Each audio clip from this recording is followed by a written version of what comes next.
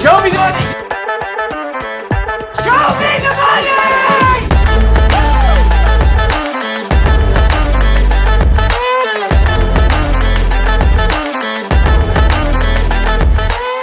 Show me the money! Welcome to the first episode of the Show Me the Money podcast. We are very excited. This is Tavern Sports. It's a company I kind of started the last couple of months, finally coming to fruition here. We're going to get started with today's Wednesday, the 30th. 30th. Wednesday the 30th. We have the first week of college football games coming up, and the slate is exciting. It's interesting, that's for sure. It's interesting. There are some good games.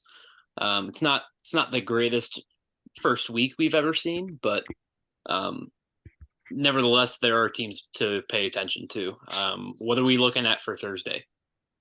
For Thursday, kind of the two big games to watch, and one sleeper if you were into weird teams like I am.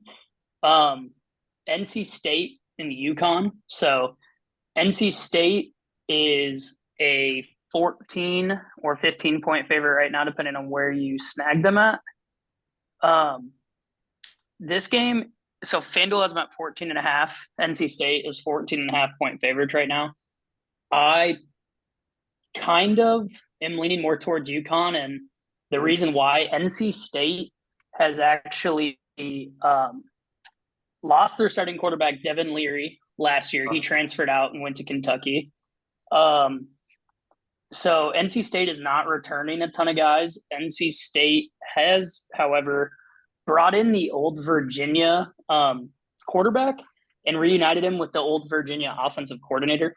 Those guys were notorious for putting up tons and tons of points, but not being able to play defense, so they really didn't win a ton of games.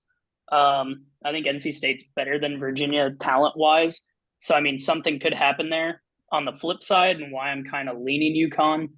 UConn is returning the most players from their conference last year, all conference players. And I think they're like top 10 in the country of returning all conference. What's that? They're bringing back a bunch of dogs. Yeah, absolutely. And so if you're into weird, obscure games, I'm kind of leaning towards UConn. The money has came in on UConn. They started as 16-point dogs and are down to 14.5. So somebody out there somewhere really likes them. I got 54% of the money on NC State right now, according to Covers, at -15. They got the live over-under of that at 47.5, Tyler. What do you think of that? You said that those two Virginia guys that are in NC State right now, they like putting up points. Yeah, I think that they're going to put up a good amount of points. I don't really know a whole lot about UConn's offense right now, but NC State, I think, is going to put up a good amount of points. With the total, so you said the total's at 46? 47.5 live currently. 47.5? Yeah. So 47.5 with 15-point dogs. So I think NC State's going to put up 46.5 on FanDuel. I was about to say. So they think NC State's going to put up about 30. So they're thinking like 30-17, 30-14 game, just based off the spread math with the totals. I don't know. Connecticut, UConn has only hit the game total over. So they've only hit the over in 2 of their last 8 games. Same for NC State. And granted, those are all last season's numbers, but they were both under teams last year. So maybe you could look for that trend to continue a little bit. It'll be interesting to see how it plays out, because it could either be a shootout or it's going to be a shit game. Yeah, and that's a good thing of like why I kind of like these games. They can be really boring to watch. They could be bad football altogether. But if you know the lines and kind of dive in a little bit deeper, you can actually snag some good money there. So I'm leaning UConn 14.5 right now on FanDuel. But, you know, betters beware with that one. Yeah, I'm looking at action right now, and they're kind of leaning the same way that you are. The action experts are, I should say. They got 2-0 on the UConn spread and 1-0 on the under. So, not that there have been all that many people who have bet on that game, but they are following that same direction that you are, Tyler. Yeah, there so are you there are UConn NC State. I'm going to say UConn plus the points and the under. Could be relevant to say too. NC State was 4-8 last year ATS, so that doesn't bode well for them. Wow. Okay, that's huge. Hey, all I got to say about that is good teams win, but great teams cover. So That's ain't that gotta be great. We motherfucking also truth. we had an NC State UConn game last year, guys. With NC State coming out 41-10. So that Okay, 47 so- doesn't look bad. They did not, but they were 38-point favorites in that game, so they did not cover, but the over hit of 48. So if you followed the numbers, NC State came a touchdown shy of covering it themselves. Okay. Well, with I think with the Devin Leary getting transferred out, that's going to be a completely different quarterback situation. Again, the transfer coming in for Virginia, that's Brennan Armstrong. So Brennan Armstrong, and he's coming in back with Robert Aney from Virginia. So they're coming in. It's going to be a new offense, you got to think, for everybody there, practically, besides those two.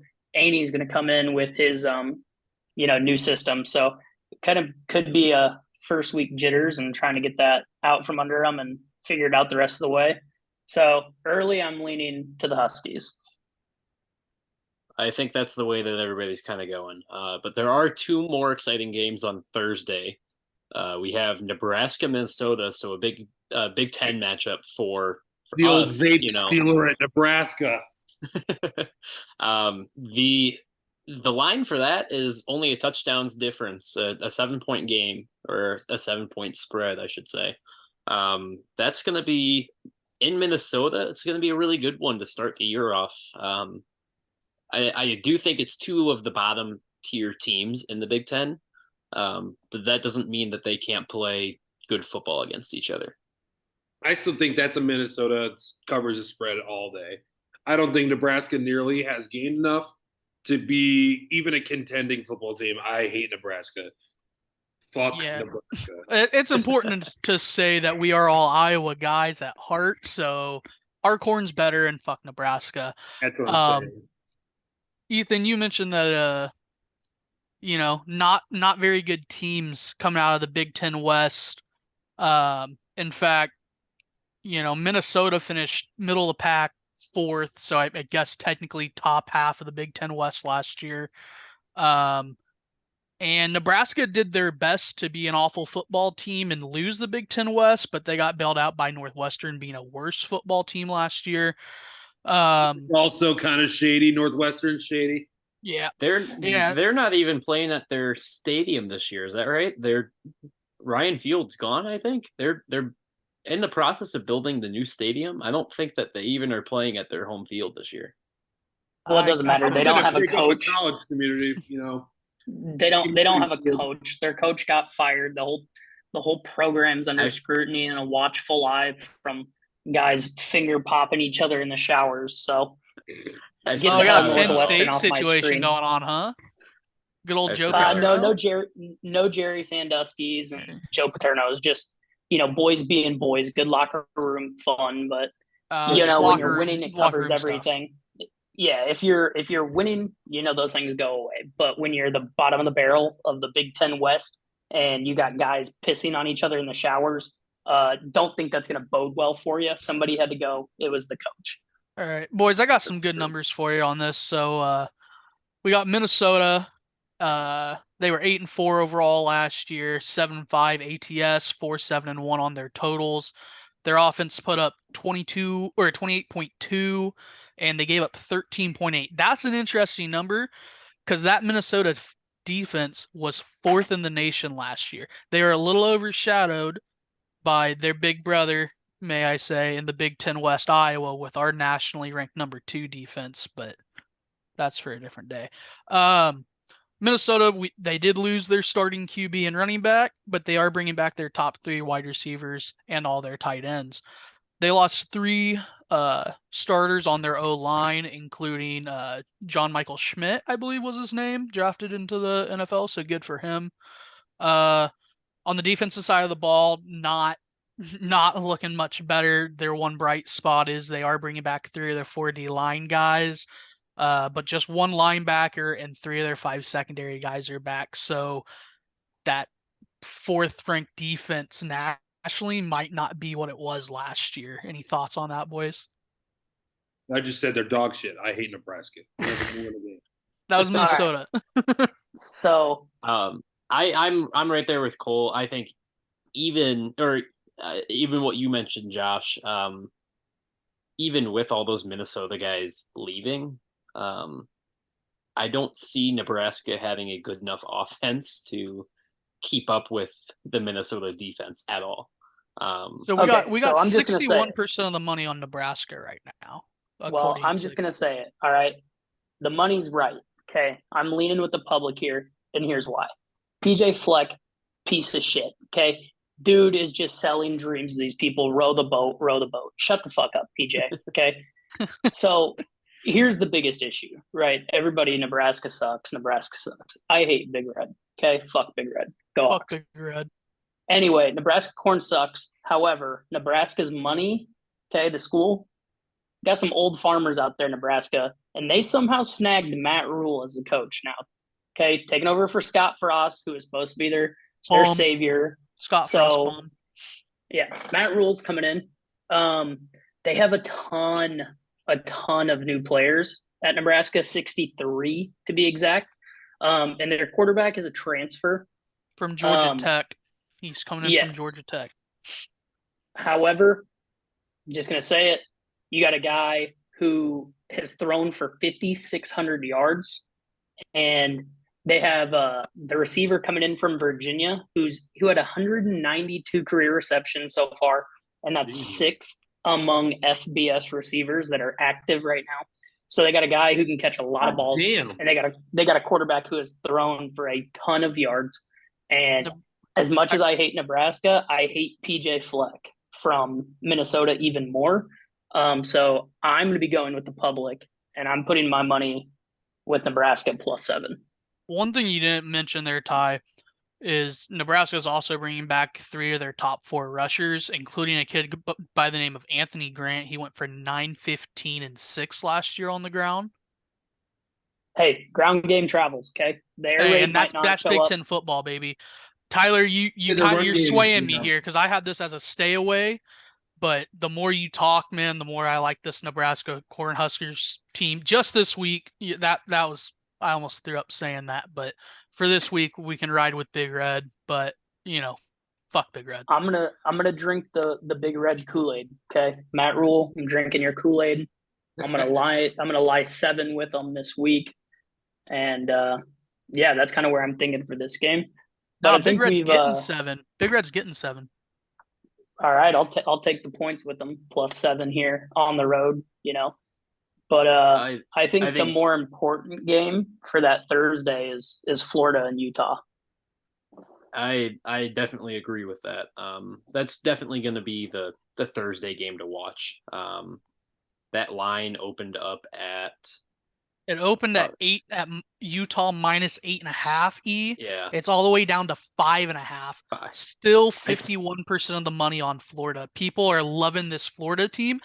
Interesting note, with the spread coming down, so too is the total. We opened at 48, we're down to 46. So little context to that. Why the total and the spread has come down. When this game originally opened up, Cameron Rising, know the name, okay? He's going to be great. This year's class has a lot of great quarterbacks, but Cameron Rising tore his ACL in the Rose Bowl last year for Utah, and he's an absolute dog. This line has been dangerous if you're a bettor in early in the week betting. Cameron Rising was supposed to play in this game, but it has come out today that they're leaning towards him not playing for Utah, and it's going to be the backup quarterback. However, with this, Florida was 98th, okay? 98th out of 131 in the country last year at stopping the run. Utah, I think, is just going to run the ball down their throats with this one. I think a lot of people are drinking that Florida Kool-Aid after the whole documentary that came out. That's what I was just going to say. Florida sucks, and Utah at home, okay? The Utes, they got a rowdy barn up there in Utah, okay? Not a whole lot you can do. You can't fuck anybody, just a bunch of football heads up there now. They are it's just like Tim 21 Tebow and his virginity. Yes, sir, it is. But Utah's 21-1 at home since 2019. However, if you take out the COVID year where they went 2-1 at home, they are 19-0 at home since 2019. 19-0 minus the COVID year. So Utah's barn gets loud, it gets rowdy. Florida's had some travel delays with this hurricane. They had to take a flight from Florida. They had a layover in Dallas. They took off yesterday to get there. So I think the boys are going to be buzzing up there in Utah regardless. Give me the Utes, 4.5 money line. Any way you can get them. Give me the Utes with or without Cameron Rising. How many people is Utah bringing back? I don't have that for you. I don't know if Tyler does or not. Off the top of my head, I don't know. But you got to remember, if you want to find that, Ty, I got some interesting stuff here. First off, the line's actually the total's just down to 44.5 on FanDuel. So at 44.5, I love that because this is another one. We got a rematch from last year's season opener. Last year it was in Florida. Florida got it by 3 points. Yeah, that was with Anthony Richardson though, and he was a first round draft pick. They don't have Anthony Richardson sitting around anymore.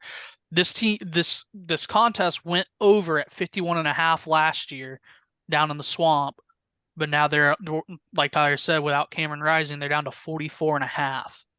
So that over feels safe to me. Of course we don't bet on bad football around here, so we don't bet unders. But what do you think there, Cole? I don't know. This game, the way it went last year, it was a shootout. I mean, 29-26, that's a good score to have for a football game. So, I mean, it could really go either way. I mean, according to the trends, Florida's hit the over in the last 5 games. So I think that might be kind of a decent bet. But Utah's 8 of 11 in the money line. They're plus 450 units. So, I mean, it could go either way. Personally, I think I'm going to take Utah just because, like Tyler said, playing in that barn, man, that's a tough position to play. So I got a couple little facts to throw in still. I couldn't find how many guys that they're bringing back, but Florida going from the 4th overall pick at quarterback in Anthony Richardson, they got a transfer, all right?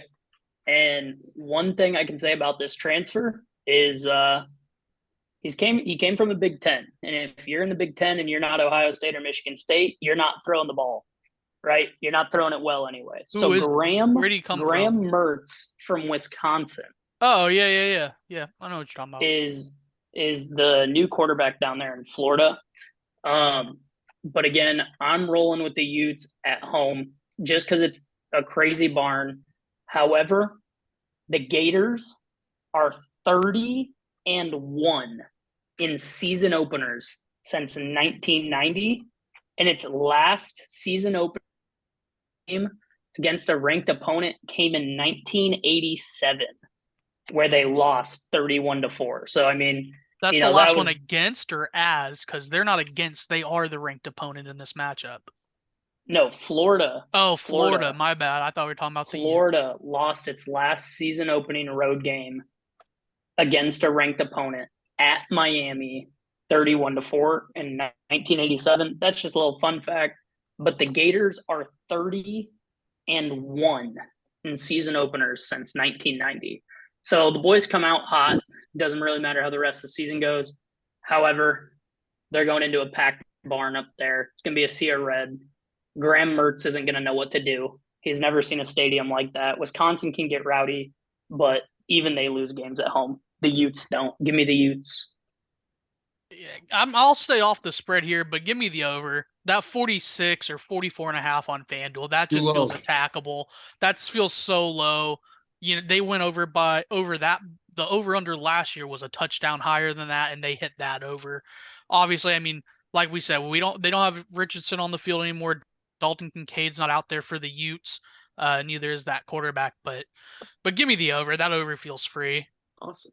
Well, I'm kind of there with. I think Utah's taking that game. I don't see Florida being able to stop the run game at Utah.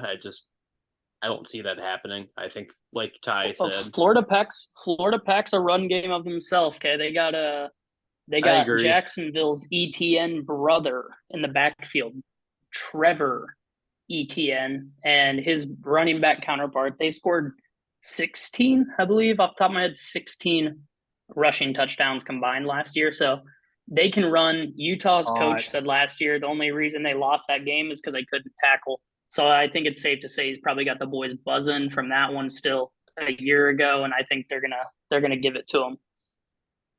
So we had just been talking about Utah. What about Utah State taking on Iowa? Guys, I don't know if you guys have seen, Iowa doesn't know who's starting on Saturday. They don't have a starting quarterback announced yet. They tried to tell us a couple days ago it was going to be McNamara, but the couple of videos and the couple of posts I've seen since then have been, he's not near 100%. He's hoping like 80% right now. Hey, can he pivot and hand that ball off? That's all we need, baby. No, I agree with you. I think I think an 80% McNamara can still easily handle Utah State, but a 25.5 point spread? Like, did Iowa score 25 points how many times last year? 2? And they did it against Nevada, I can tell you that right now. I agree. I was gonna hold Utah State down to very few points. I don't see Iowa scoring 25.5 points. So we're hammering the under. And I definitely don't see them scoring 25.5 more points than Utah State. Like, I don't see it. There's no quarterback. If you're telling me if McNamara, who's not fully healthy, doesn't play, then you're putting in, let's see, it's next redshirt sophomore Deacon Hill, who just transferred from Wisconsin. Who is not ready. He's not ready, and that's what I keep reading as well. 6'3" wasn't ready Wisconsin at transfer. Wisconsin, he ain't ready now. He needs to be behind McNamara. I mean, if you're playing at Wisconsin, I mean, you have to be ready. That's a rowdy fucking environment, and you're stepping into Iowa, which I love Iowa. It's a rowdy stadium. It is not as rowdy as Wisconsin. I mean, if you're looking at it from the whole starting quarterback perspective, he's cleared. Technically, he is given the green light. I don't think you should play him that whole game. I mean, if you're going against Iowa State next week, if you're going to make the smart call, you're going to play him maybe a half, get him up by 10 points, let the game roll, let the defense take over, which is a rough defense, but I mean, they'll pick up. Here's what I want to know from you guys, because we can sit here, and it's week 1, so we got these big spreads all over the slate. So we can sit here and talk of the big spreads all day. But there's one thing that Kirk Ferentz cares about, and it's that W. The Big Ten West is probably the most attackable it's been in, what would you guys say, at least the last 5 years or so, since the last time Iowa made a big run. And so at the end of the day, Iowa wins by 1 or 21. That's a win for Iowa, and it keeps them in the hunt for that Big Ten championship and ultimately that bowl, the playoff berth. Now, I don't want to get ahead of ourselves and say that they're there, but how do you guys feel about the Big Ten West? I think it's attackable. But am I out of left field on that, or? No, Iowa picks it up and they play well. It's not unreasonable at all to say that it's attackable. I think this is a bottom tier side of the conference for sure. Yeah, I mean, so let's run through the teams, right? Nebraska and Minnesota, who we've already talked about, and they're both just bad at football. And we're gonna get Nebraska on what is it? Is it Thanksgiving Day or it's the Friday after Thanksgiving, right? We Black always Friday. get Nebraska, Yeah, Black Friday, and we always just tar stomp them. So, fuck Big Red. And then what? Northwestern, who's coming off a 1-win season. Purdue, who was able to hang in it because Iowa and Wisconsin were completely inept at football last year. Wisconsin, who lost their top 2 quarterbacks in the transfer portal, one of them coming to us and one of them going to the Utes, correct? We just talked about that. Florida, sorry. And then Illinois. So what? Iowa's got to win 2 football games to get to the Big Ten championship, and then we go up against whichever powerhouse comes out of the East and cross our fingers. And if that happens, man, we're dancing, aren't we? I mean, we gotta be, right? The Big Ten champion has to dance. Yeah, I think Iowa is your Big Ten West winner. I don't see any competition. I think Illinois. I mean, what about Wisconsin though? That's what we were just saying. Wisconsin lost their top 2 quarterbacks. Yeah, but they've got the new coach there from Cincinnati and everything. I think it's going to be a big change from what they used to be. How much of that Cincinnati success was the coach, and how much of it was his ability to recruit and bringing in 3 top or first round draft picks and 1 third round draft pick? It was something like that. But I still think I think Wisconsin's the team to beat in the West right now, to be honest with you guys. The sports books are with Clark. The Big Ten championship outright, or the Big Ten championship game winner, goes Ohio State, Michigan, and Penn State. And then those are all teams that are in the East. In the West, the highest rated team in the West to win the conference is Wisconsin, and then it's followed by Iowa. But Iowa only has to play Penn State, and unfortunately it's not at home, but we should only have 1 conference loss. However, we do have to play Purdue, and Purdue seems to be our kryptonite. Purdue finds ways to win football games they don't have any right winning. But we also have Wisconsin in Madison, so like some of our tougher games this year are on the road. We also got Big Green coming into Iowa City. We got Minnesota coming to us, which I guess should help because Minnesota's always kind of sneaky. But definitely 2 of our 3 toughest games are out on the road this year, and we don't like seeing that. Yeah, I think you guys are right. Looking at the top 2 teams in this conference, we're looking at Wisconsin and then Iowa. I think whoever wins that game in Madison, that's your winner. I don't see anybody else competing. Unless, like you said, somehow Purdue finds a way to win football games, which again I don't see happening. They lost their top 2 receiving targets in the draft last year, correct? So they lost their starting quarterback as well. Yeah, so we're talking about a neutered Purdue, which really they shouldn't even be a topic of conversation. But like you said, Ty, they're our kryptonite every year, so they find ways to win.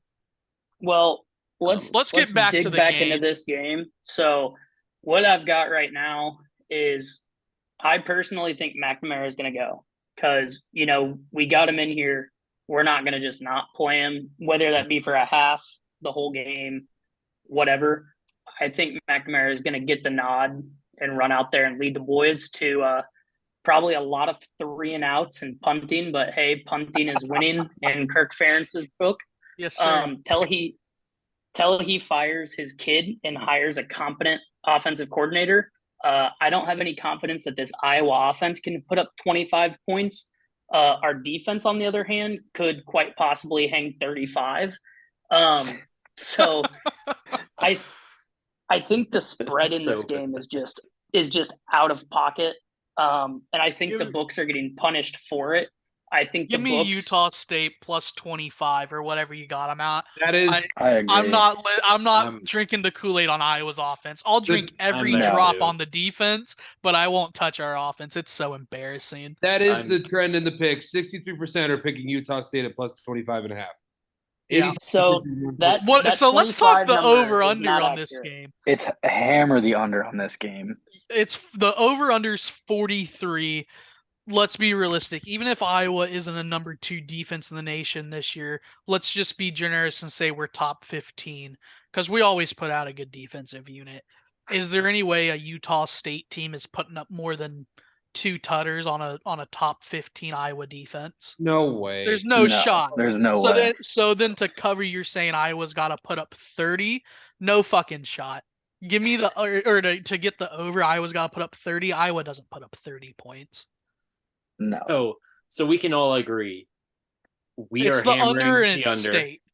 Yeah, definitely the under. Hammering the under and hammering the plus 25.5. I think that might be So- my pick. Yeah. Hey, That was we got to get our numbers right here. We're at 23.5 for the spread and 42.5 for the total, right? So if we do spread math, it's just not adding up. None of these teams are scoring this many points. The one thing I have to say, Phil Parker, he leads that defense like crazy. All right. Josh and I went to a football camp at Iowa once. The dude came into the defensive locker room at this camp, eating a deli sandwich and started screaming at junior high kids to get their asses out on the field. He did that shit, man. He is a dog. These boys are going to be ready to go. Iowa is 20-2 in season openers since 2001. So yeah, we're going to be that's all buzzing. Kirk's tenure, correct? Or it goes Correct. back to before Kirk? That's a majority of Kirk. I don't have that exact number, but the boys don't lose at home. Okay, we kill big teams at home, but the thing is, we've all watched Iowa for years. We somehow beat the good teams at home. Okay, we have our hang it on the mantle game over Ohio State at home. Things happen in Iowa City, except for when shitty teams come in, and we just can't figure out how to play football. Phil Parker is going to roll the ball out there. He's going to roll the ball out there, let the defense take over. At the end of the first quarter, the highlight of the game might be the wave. Okay. Other than that, it's going to be a lot of fucking punting. We got the power of the cancer kids, baby. I don't think Iowa's coming out and losing the opener in Iowa City to Utah State. There's no way. We're not losing. So if you're let it roll, if you're smart, let it be a good day in Iowa City. Just hammer that spread, and you're going to have a great. Which side of the spread? You're saying hammer Utah State. Utah spread, State plus correct? 23.5. Yeah, unless that plus 23 ends up at a plus. It's a plus 25. FanDuel's got 23.5. Oh, if it really? gets down to 16.5, maybe you start looking at Iowa saying they can outscore them by 17. Realistically, 14 of those are going to come from the defense. So yeah, but until it gets, that line is never going to touch that. It's not 23.5. And you know what? Everybody says take the 23.5, take the under. Yeah. I don't know about you guys, but I'm buying a case of Busch Light. I'm going to lay barely any money on Iowa money line just so I can book a win at minus 2,800. Okay, $50 bet. I'm going to win. That one's going to hurt when they come out and fuck up. So I'm gonna bet $50. Okay, booking it right now. $50 on Iowa money line to win $1.79, and I'm gonna enjoy my Busch Light in the first win of the Iowa Hawkeye football You're gonna season. pay for the first beer, kid. It doesn't matter. It doesn't matter. I have to find a way to enjoy this game somehow. I'm not gonna be sweating our defense running in their fucking fourth pick six and our special teams unit getting a blocked punt, okay, to lose this covering with Utah State. So even if we put the kids from the Steadfast Hospital, God bless them all, okay? Hope they get their Make-A-Wishes. Hope they all heal. Hope they live great, successful lives. But you could run those kids out on the field, and we still might beat Utah State just because of our defense by 24. So give me the money line. $50 to win $1.79. That's the play of the year, play of the century. Is that your lock of the week? That is what I'm hammering. You're not gonna lock on I'm hammering line. it. Oh my god. Oh, All right. Let's talk a little Colorado TCU, boys. Yeah, TCU, they're not bringing back Duggan. They're not bringing back QJ. You know, they lost a guard and probably a few other guys, but those are just the notable ones off the top of my head. And then we got Coach Prime, baby, and he brought his luggage in. What they get? Something like 40-some transfers or something like that? I'm smelling an NCAA violation by a fucking mile. By a mile. This is the best thing for the NCAA will not investigate this purely because this is so good for them as an organization that they can't possibly punish it. There's no way. Bro, the whole fucking white sock thing, did y'all see that shit? I haven't seen that. He doesn't allow his players to wear white socks. They have to wear all black to all their workouts, all their practice, and he'll kick players out if they have white fucking socks on. I would like to apologize. It's not 40-something. It is 51.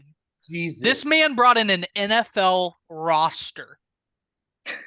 He transferred an NFL roster, and he told every single one of them white boys from Colorado, Utah, and the surrounding states that they were recruited from to get the fuck out of his building. Only 4 scholarship players from Colorado are still on the roster. Those boys ain't going to touch the field. No, they're not. No, I believe we got ACC. We got the guys that Prime recruited to Jackson State or Jacksonville State, whatever. But the rest of these transfers are, Pac-12, SEC, ACC. I mean, it's Power 5 kids just flocking to play for Prime. To be able to say that they played for Prime, man. Big Ten guys. I mean, you name a conference and there's kids going to Colorado, and then of course they got over. Who was their best player that they got over? That's Travis Hunter from Jacksonville State, the cornerback that was the number 1 recruit in the nation 2 years ago. He'll be a pretty good kid. And then you got how do you say his kid's name? But his son, I don't know. Shedeur. Yeah, they got Shedeur, but there's a handful of 4 stars in here, a majority 3 stars, but so we're liking them over TCU, or we just think they're covering? We were just talking about who's all there, man. So I mean, they got a 4-star linebacker out of Alabama, but yeah, I mean, majority Colorado could be a team to fuck with. I mean, they're in the Pac-12, they're correct? They're in the Pac-12, so... Yeah, they're in the Pac. So, I mean, it's not very hard to win the Pac. The Pac's a joke of a conference, so... I think this game is going to set the tone for the way that their lines look the rest of the season. If they come out and they look like shit, their line is going to look like shit the rest of the season too. If they come out and play, their line is going to be significantly better than 20.5 like it is Saturday. So a lot of people are like, drink the Kool-Aid with Prime, don't fade it, whatever you want. I think the best line in this game is going to be the over. It's Pac-12. There's no defense whatsoever. Pac-12 does not play defense. I think it's just going to be fireworks. However, gun to my head, I'm picking a side on the spread. I'm going with the guy who on December 5th let out this legendary quote. Let me read it to you. I'm bringing my luggage with me, and it's Louis. Give me Coach Prime plus 20.5. Yeah, if you're going to give me 20.5 on Prime, man, I mean, yeah, he's one of the greatest to ever do it at the next level. Give me the 20. Give me the 20.5. Whatever you got it at, give it to me. I want it. I think we're all drinking that. That's I want to know where's the committee getting this TCU team at 17? who did they get in the portal, or who did they have backing up Duggan? I don't get That's that. all. Yeah, that's all. Or is it hangover from the playoffs? That's what it is. Well, it's hangover. It's hangover. Time Yeah. out. Max Duggan came in last year and absolutely set the world on fire. Okay, Iowa boy, by the way. Don't know how we let him out of the state. Probably because Kirk Ferentz doesn't believe in quarterbacks, only punters. Moment of silence for his out. career. He did get cut from the Chargers on cut day. So here's the thing with this. Max Duggan last year only got that job because the starter got hurt. This is no bum quarterback. This is no slouch quarterback. This was their starting quarterback from last year. So you're going to tell me he's not going to walk out on this field with a chip on his shoulder saying, I got my job taken. Okay, I probably got my bitches taken. And nobody liked me at the school anymore because this redhead from the cornfields of Iowa just took the nation by storm only to get mollywopped by Georgia in the finals. Okay. This is no slouch offense. Yes, they dropped considerably in the rankings because of their ass whooping and all the players gone. But don't just expect this team to be a bunch of dummies walking out there. They're going to put Colorado to the test. However, with the spread math, right? So what's the total on this? Did I say 62.5? Yeah, they got 63.5 for FanDuel. I got 59.5, but yeah, listen to the FanDuel numbers. So yeah, that 59, no chance. That got hammered at the over. That's definitely why it's at 62.5, Clark. 63.5.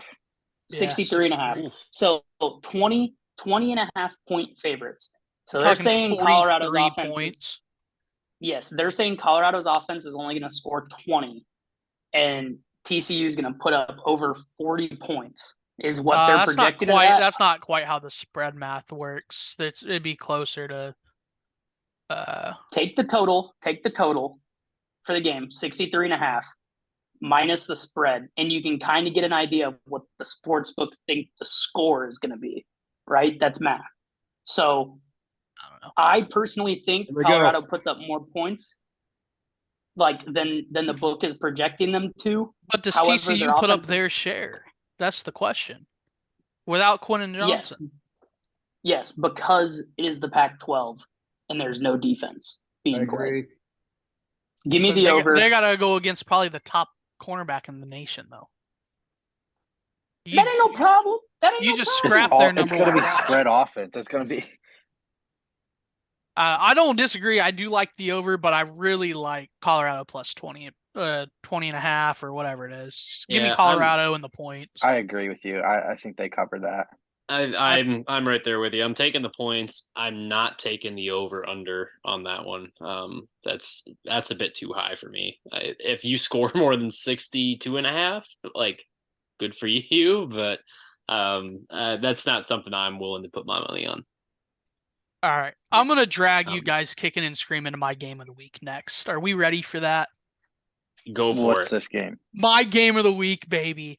South Alabama at Tulane. This 24th ranked fraud of a Tulane team, man. Let me just listen to all these numbers I got from you boys. So we got the spread at plus 6.5, plus minus 6.5, with the over under of 52.5. South Alabama's coming off a school record 10-2 season where they lost one game in their conference to the conference powerhouse of Troy. Their other loss was to Power 5 UCLA, and they hung in there with both of those guys. They went 7-4-1 against the spread, and they were 4-1-1 in true away games, which this is. They were 7-4-1 over and under, and every time an opponent scored 20 or more, the over hits. So the big question with the over-under on this game is Tulane going to get to 20? The spread math tells you that the books think they will. Just wait. I'm going to give you a lot of numbers about this South Alabama team from last year. And the reason I'm able to do that, they're returning 19 of their 22 starters on both sides of the ball. Holy fucking shit. Yeah. This team was young, and they put up a school record amount of wins. And they hung in there with Troy and UCLA, baby. They put up 31.2 points per game while allowing just 21.3. They lost the guys they lost their center, their right guard sliding over. They have a safety that didn't play last year that in his true sophomore season had over 80 tackles. They lost a DB that got drafted in the 5th round, and the third guy I couldn't figure out who it was. Their quarterback last season went for 3,300, 28 and 12. Their number one rusher went for 1067 and 15. They got 2 receivers coming back, both that had 64 and 65 receptions respectively. One of them went for 867, the other one went for 816, 5 touchdowns and 6 touchdowns respectively. Both their tackles are back. Like I already said, they lost their center. He aged out, graduated. Good for him. They're returning their sorry? That loser. Yeah. They're returning their 6 top tacklers on the defensive side of the ball. So you by the sound of it, you not only think it's going to be safe to bet this line of 6.5, you're probably going for the whole money line. I've drank the entire jug of Kool-Aid on this, Ethan. I've drinking every packet of Kool-Aid at my local Walmart. It's South Alabama money line, and that's my lock of the week. That's my lock. I could lock the spread and no one would judge me for it. Give me the fucking money line. What is that money line looking like right now? Let's see. Plus I have 205. money line 205. So you're getting a pretty solid value there. So let me talk to you about Tulane, because they're not a scrub team either. They won 11-2 last season. One of their losses, they won 11-2 overall, 11-2 against the spread. One of their losses against the spread was a pick'em, so plus or minus 1, and they lost the game by I think 3. I don't have that written down here, but they were 5-3 at the totals at home. One missed by 7, and their opponent scored 0 points. Another one missed by 7, so 2 of their 3 missed totals from home last season, both missed by 7. One, they shut the team out. The other one was UMass, and we all know UMass can't play football. Tyler, what was the stat you gave us last week about UMass not being able to play football?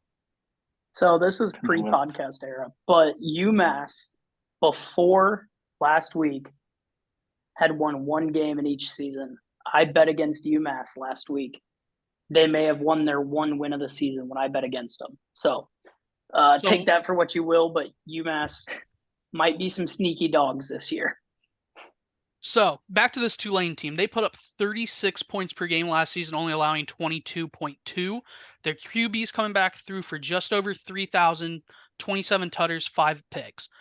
I can't tell you who's going to be playing running back for them this weekend. They lost Tajay Spear in the draft. He's backing up Derrick Henry now. He was explosive. I think it was like 38% of their total offense or something like that. I don't see how they were. So, I mean, I give you all these numbers, but they lost their number 1 guy, so I can't really tell you. Their top returning receivers are a guy that went for 650 and another guy that went for 550. I don't see how this team's ranked. I really don't see how they're ranked ahead of my Hawkeyes.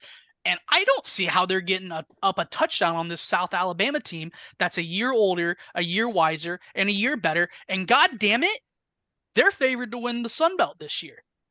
They set a school record for wins last year, and now all of a sudden they're favored to upset Troy, the powerhouse of this conference. Yeah, I by the sound of it, you guys don't have you haven't given me any sort of reason to think about putting Tulane ahead of Iowa. I mean, you're going to tell me, I know that's not what our focus was on right there. But Tulane being ranked ahead of Iowa is strange to me. Them being ranked ahead of Alabama is strange to me. South Alabama, sorry. People like South Alabama to end up in the top 15 by the end of the year. I saw a few articles saying that no one would be surprised if they were top 15 by the end of this year. And you just said that they're projected to win the conference? Yeah, projected to win the Sun Belt Conference, which it's kind of a bunch of bums, but Troy's in there. Troy's a team people would recognize, from these early week games. They usually get beat up on by an SEC school once a year. But Troy's a true powerhouse down in that Sun Belt. I couldn't tell you the last time they lost it. I'm not going to Google it. I didn't Google it, but yeah, I think South Alabama's the way to go on this one. Is there anybody who disagrees with that? No, I also know nothing about them, if I'm going to be honest.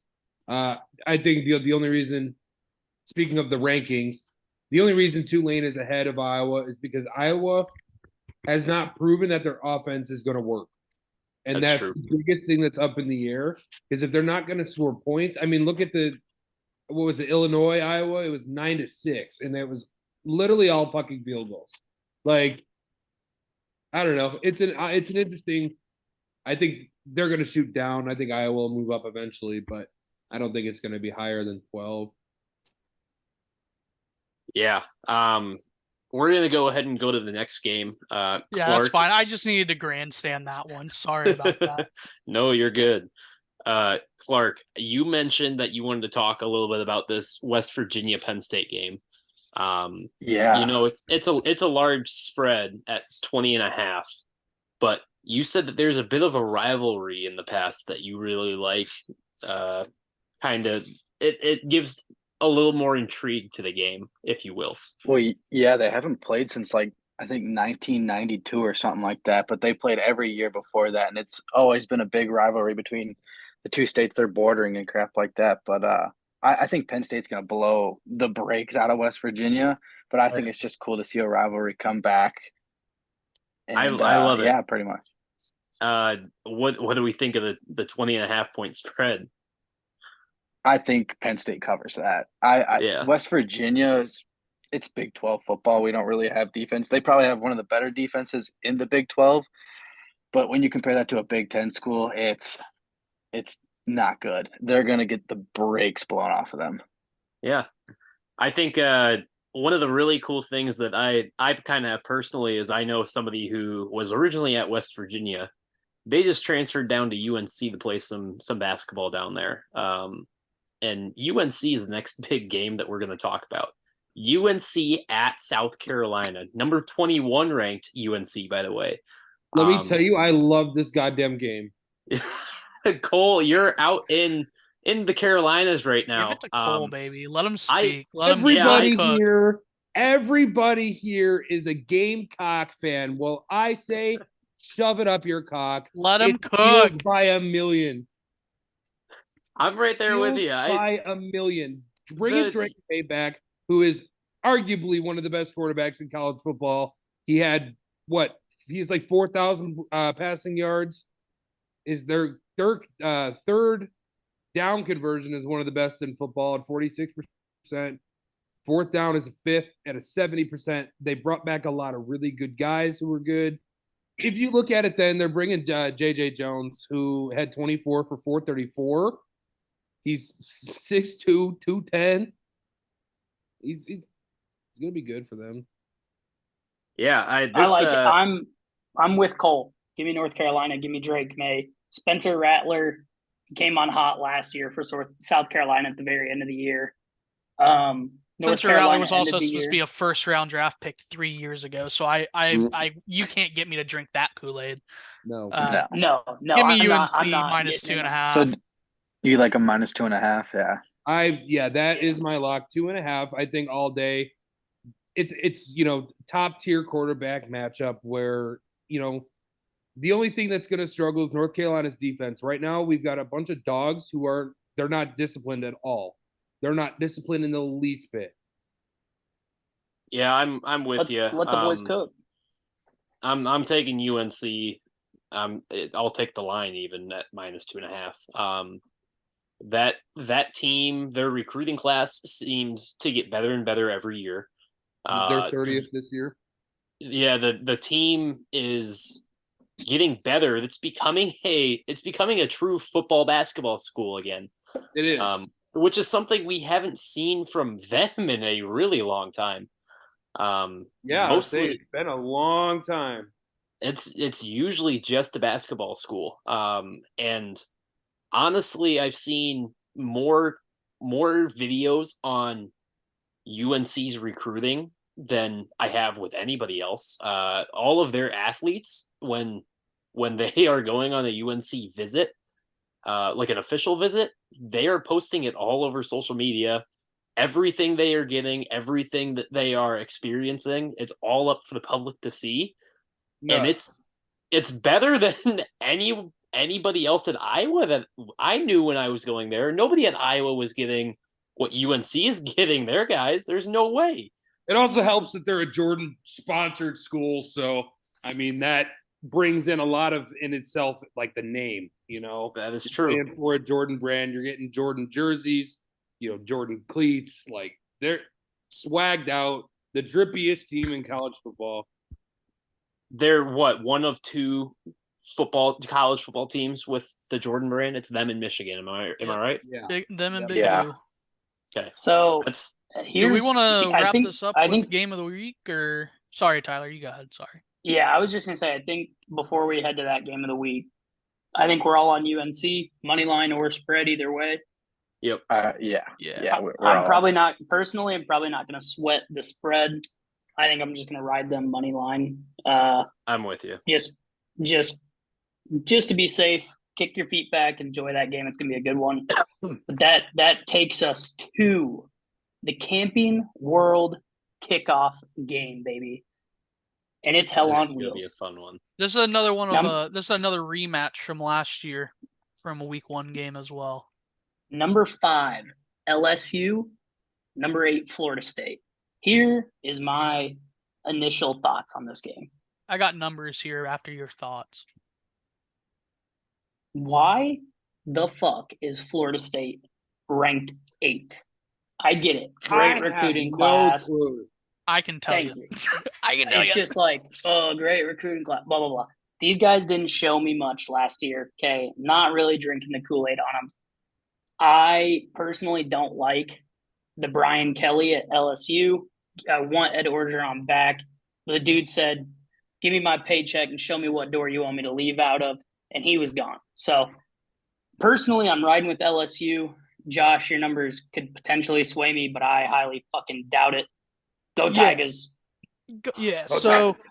So let's see. We got the line's plus minus 2.5. Money line for LSU's minus 140. FSU's got plus 116. The total's 55.5 as of about noon today when I looked. The teams played in a neutral site opener last year, the same game, Camping World Champion or whatever. Final score was 23-24, which was the over under that was 51. Under hits, FSU won outright and covered the line of +4. The reason FSU is ranked so highly this year is according to ESPN's Bill Connolly, in his returning production chart. They are the highest ranked team, returning 87% of their production from last season. They're returning 8 of 11 on the offensive side of the ball. They put up 36.1 points per game, which was 16th in the nation, and 484.2 yards per game, which was 10th in the nation last year. Two of the starters that they're missing out on were on the offensive line, but they're replacing them with 3 proven guys from D1 programs that came in through the transfer portal. They're bringing back their second team All ACC quarterback in Jordan Travis. He went for 3,200, 24 and 5 last year. They brought back their number 1 receiver.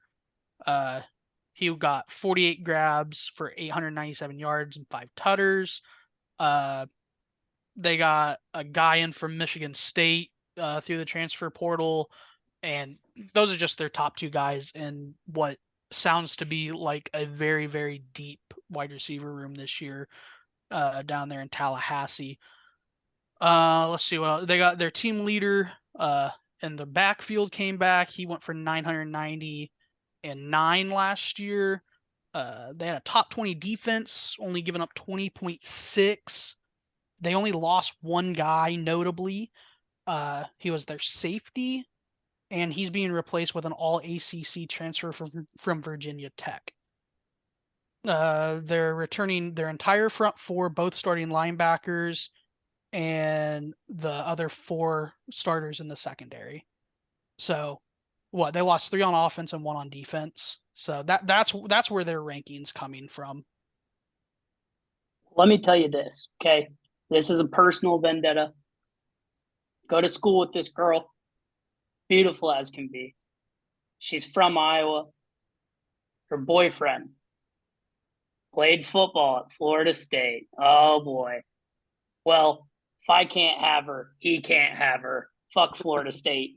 Give me the Tigers. Go Tigers! Oh, don't Go let Tigers. don't let my numbers sway you. In my summary of my notes here, I got you got 2 30-point offense. I didn't give you the numbers on LSU, but LSU's great. They're bringing back Jaden Daniels, and he's going to be in the Heisman talks this year. They're bringing back a 1,000-yard receiver and a top 40 defense. So we got powerhouse offenses, powerhouse defenses on both teams. Both teams put up over 30 last year. Both defenses held guys in the 20s, below 25 for both teams. They went under last year, but I'm going to take the over this year at 55.5. And with 2 high-power offenses like this, give me the better quarterback in LSU. Give me LSU money line. Oh, Yeah. okay. Yeah, I can't see a reason to go with FSU, to be honest. If it was at FSU, I think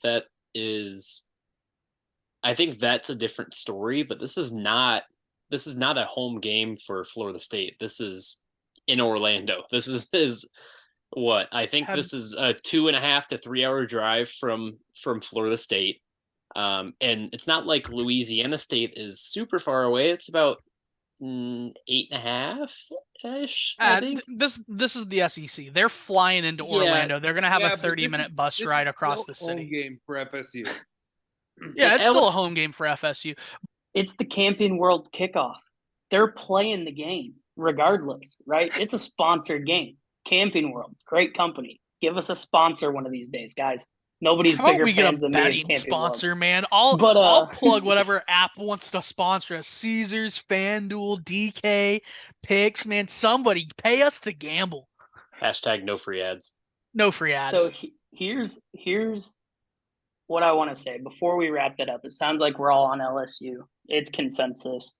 I just want to throw out some teams to look for this season before we wrap it up. And I've got 2 words for you. It's meat, baby. And it is the Road Runners. Okay? The UTSA? Road Runners who are facing UTSA Road Runners, baby. Remember the name. They are always an explosive team to watch. They score a ton of points. They give up a ton of points. I have lived and died with this team for the past 2 years. The biggest meeper you'll ever see. They're facing Houston. Okay? The line is switched. Houston started off as the favorite. UTSA is the favorite now. Yep. I'm not picking the game, but it's going to be fireworks. Another team you need to look out for this year is Oregon State. They always cause problems up in the Pac-12 because they seem to be the only team who can play defense. Both those teams this year.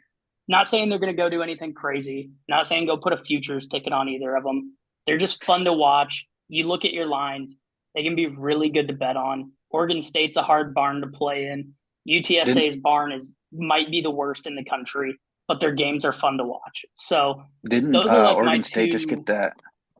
Didn't They they just got get that DJ transfer quarterback? DJ Uungalale from Clemson. So their offense might have some sparks this year as well. Those are my 2 teams that I'm going to really be watching out for this year. And then just as a little treat, for everybody out there, Tyler's teaser of the week. Okay. I'm taking UConn, Nebraska, Utah, and I'm going to take UNC. Give me a 7-point teaser on all of them. It's going to be plus 240. If you're a FanDuel user, you have a free no sweat bet with them right now. Not saying use your no sweat bet on this first week of college football on a teaser with such low odds. Probably going to parlay all of our picks from today and lay them out there on a no sweat bet. See if we can strike big on the first week. But yeah, those are kind of those are kind of my takes for the week. Hey, man, no free ads, but all I'm saying is if you see a good line out there, if you see a good bet, a no sweat bet, I don't care if it's from DK, Caesars, or the Hard Rock. I don't give a shit. I'm going to let you guys know about it. So if you use FanDuel, go over there, get that no sweat bet for the week. Go ahead and use that. But those are going to be my picks for the week. In a recap, I'm doing UConn plus 14.5, Nebraska plus 7. That almost makes me sick to say. Utah minus 4.5. Iowa money line. Remember, that's $50 to win $1.79. Crack a bush light at 11 a.m. and enjoy that one. Give me Colorado plus 20.5. UNC money line. LSU money line. Look at the over in that LSU game as well, unless the rain's pouring. Check the weather before that one, boys. So All right. the four I got the four that we all kind of agreed upon that we liked, which was Colorado plus 20.5, Utah State 23.5, North Carolina money line, and LSU money line. You throw that into a four-way parlay, I'm getting plus 960 on that, boys. Ooh, big value. That sounds like amazing value. We took a That's a lot of big dogs. value. We took a lot of dogs this week, boys, but I love every single one of them. I'm riding that train right there with you, Josh. Baby, tell me about it. You're telling me I can put $10 on this and fucking buy beer and for the rest of the season, maybe not. I don't know. We'll see how much drinking we do this year. Not with the way we drink. Yeah, you're not wrong. That's all right. I'm taking that parlay, Josh, putting 10 on it. I'm buying a carton of cigarettes, Marlboro Reds to just burn up through the season while I'm drinking on sweet nectar of Busch Light. Yeah. And I'm buying me a 30 rack. I'm kicking my feet up. I'm going to have a beer. Wait, another beer. Wait. And I'm just going to hammer them. Careful, right? we might get That's what I'm copies doing. right for that one. So give me that parlay. Give me the pack. Give me the carton of Marlboro Reds and a case of Busch Light, and I'll see you next week. All right, so that leads us into the kind of final part of this this podcast is our lock of the weekend. The way that this is going to work, guys, is I'm going to keep track of everybody's picks.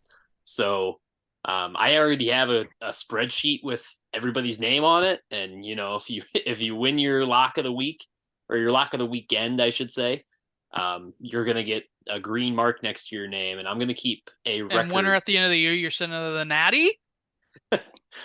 Winner at the end of the, I should say loser at the end of the beer, loser at the end of the year buys at least a round for everybody. I mean, we'll discuss that more. But I'm gonna keep track of it as kind of the main point. Hey, don't worry, because I never lose. Call me LeVar Ball, baby. So who's giving their lock first? I'm gonna give you my lock right away. It's the Iowa under. Iowa. Wow, we're betting under. Bad football. We are. I don't want to say bad football. I don't see unders means bad football. I just don't see them scoring more than 43.5 points. I don't see that happening. So should be. I don't know. I see closer to like 35-ish points. I don't see anywhere near 43.5. I want Tyler's next. I want to hear Tyler's next. It's probably going to be boring, but that's the one I want. I was thinking about going with the super dog of the week, but we're not going to do that. Give me the Utes at home. I'm going to stay by them. They don't lose in that barn. Backup quarterback, the ball boy, the water boy, the athletic trainer. I don't give a shit who you have under center. Fuck the Florida. boys are going to get buzzing up there in Utah. Fuck the Gators. You're taking the money line? Give me them on the money line. I don't want to play. Really? You don't want the points? You're getting free points. Nah, 4.5 is the worst line. Or no, they're favored. Sorry, I'm sorry. They're favored. The worst line in all of football, 4.5. How are you getting there? A field goal and a safety? Come on now. I'm not playing that bullshit. Give me them on the money line. It's minus 205. You got to lay a little bit of juice with it. But if we're not doing our pick of the week, has to be a spread. Give me them on the money line. Cole? I think y'all know where I'm finna go with this. You know where I'm going with this. I'm going UNC at -2.5. I don't see a way they lose by 3 points. I think they're going to win by at least a touchdown. It's going to be a barn burner. It's going to be, the game of shitty defense. Drake May is going to have a fucking fantastic showing to start out. Give me UNC. Give me you all day. Love it. Love it. My lock. I mean, if they're gonna, I said earlier, I love this South Alabama team on the money line. But if they're gonna give me 6.5, I'll happily take it. I'm gonna put Ben and his twin brother on it, and I'm just gonna be happy once it cashes, man. Because honestly, the line should probably be flipped. I don't know how 72% of the money is on Tulane here. Maybe I'm just the biggest mark to ever get marked, but give me South Alabama, man. You ain't gonna get me off of them all year.